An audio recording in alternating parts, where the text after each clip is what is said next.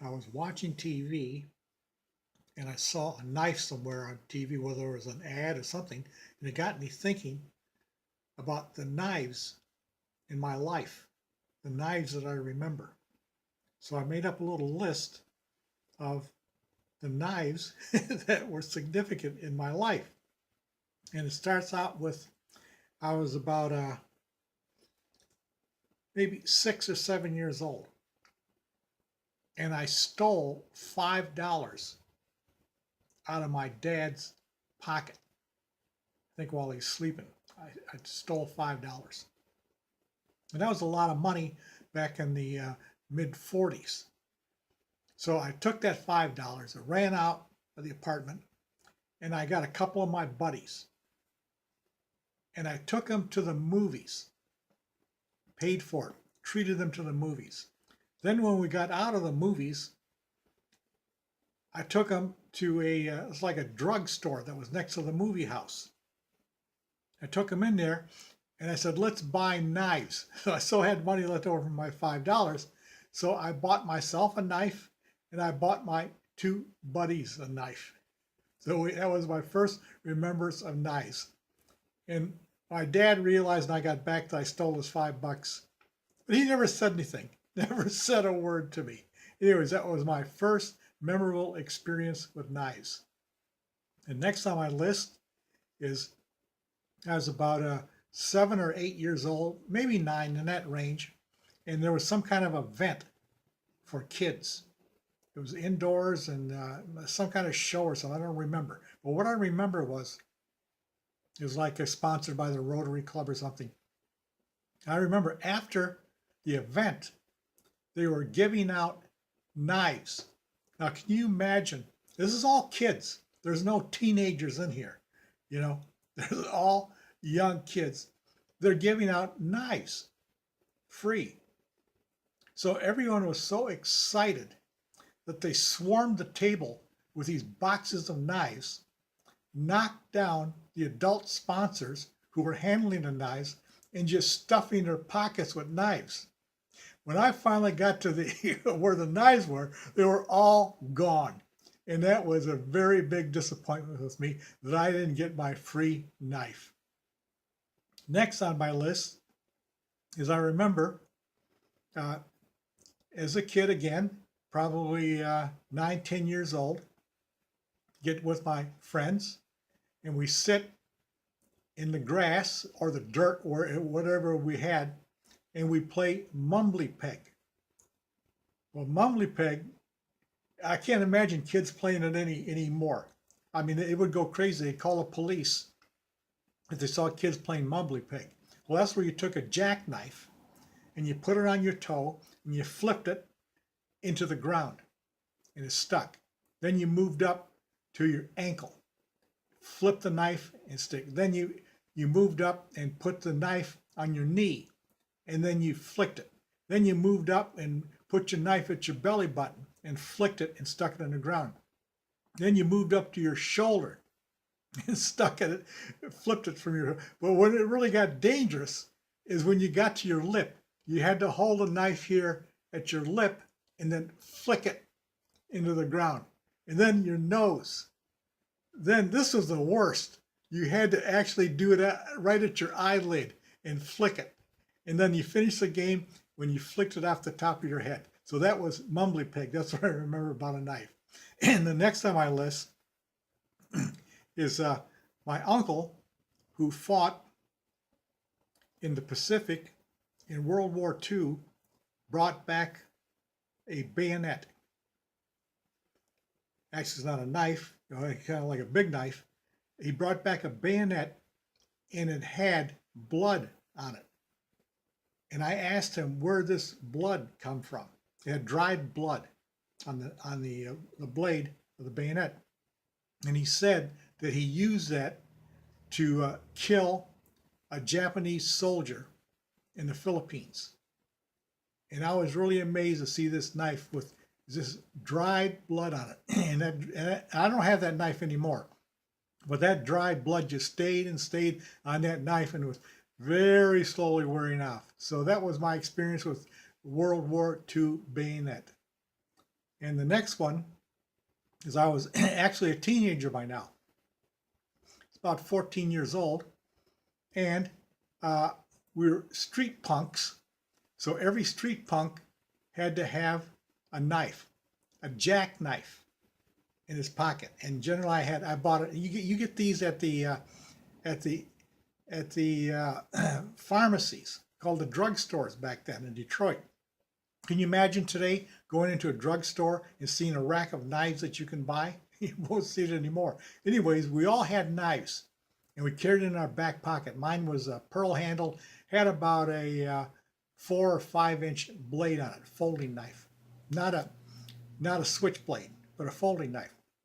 And the cops stopped us on the street because we looked kind of punky anyway. And they searched us, and he took my beautiful switchblade knife, jackknife. He took my jackknife away, and I never got another one. So that's my story about the knife as a teenager.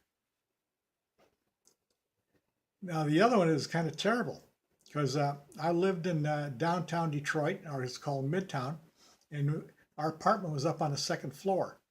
And one day, I was looking out the window on a Sunday morning, nice quiet Sunday morning, and up on the second floor, looking out down on the street. And on the second, I saw this black guy running like crazy down the street. No one around. It's early. He's just running by himself. I said, "What is he running for?" And then quickly come up behind him was a white guy with a knife, like a butcher knife, in his hand, chasing this black guy down the street. And I just felt sorry. Nothing I could do. I was a kid anyway. Nothing I could do watching this black guy disappearing down the street, running as fast as he can, with a white guy right behind him wanting to kill him. In my next story with a knife, I was taking pictures as an adult, and I was out in a very big open field by the Miami River. And I was taking pictures. I had a bag, had my camera, and I had lenses and a bag. And I'm taking pictures, and I'm telling you, I'm out there all by myself. There's nobody around for at least 200, 300 feet. Then suddenly I see this guy coming towards me. And I'm kind of at the edge of water. I can't go anywhere, and I'm taking pictures. He's coming towards me, coming towards me, coming towards me. And I said, "Uh-oh, this is it. I'm going to have problems." He come up to me, and he looked at me. He says, "You got a cigarette?" I said, "No, I don't have a cigarette." "Oh, okay." So he walked away and left. And after that, I said to myself, I got this photo bag.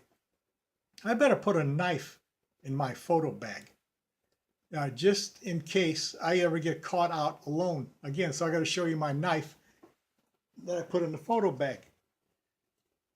This is a knife I've had for decades and decades. So I put this knife in my photo bag. It comes with a sheath. Put that knife in my photo bag, and I think it's 1987. I'll show you a picture of it. Where in 1987, the Pope came to Miami.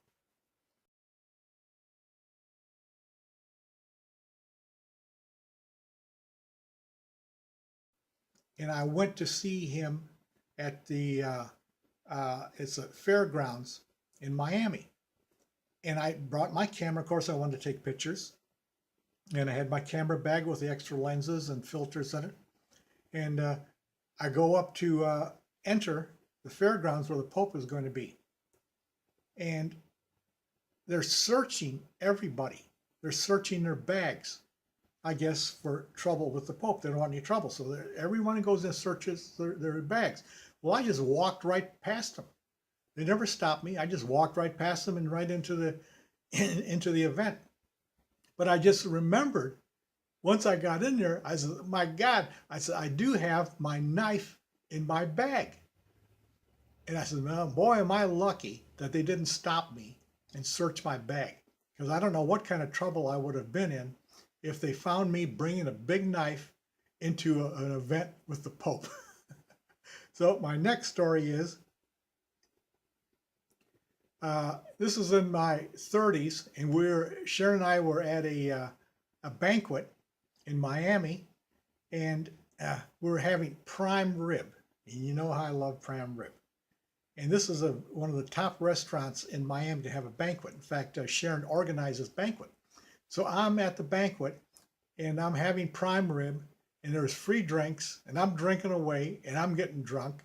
And I had you know how they give you a steak knife with your steak, not a regular knife, but a sharp steak knife. So I had a roll in my hand, and I'm cutting this roll with the steak knife so I could put butter on it. Well, I'm yapping away, you know, having a good time, and I'm opening at the same time, I'm cutting my roll, and all of a sudden I hit my finger, and I put a deep gash.